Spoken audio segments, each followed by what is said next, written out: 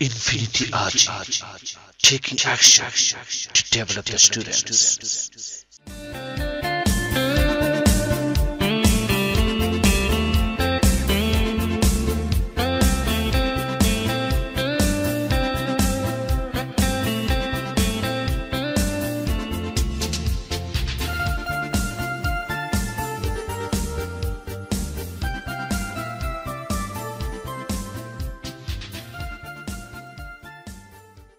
Hi guys, good afternoon. Nice to meet you. I'm Atia, student, live at Khanpur at Shepur district.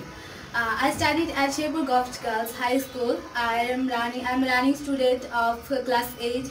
There are 4 members in my family. My father's name is Azizur Rahman and he is a businessman. My mother's name is Samsunahar and she is a government employee.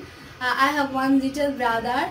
Um, my hobbies are watching movie and listening music. I like to reading book and watching English movie. I wanna be a doctor in the future. I wanna help the poor people. Please pray for me and that's all. Bye.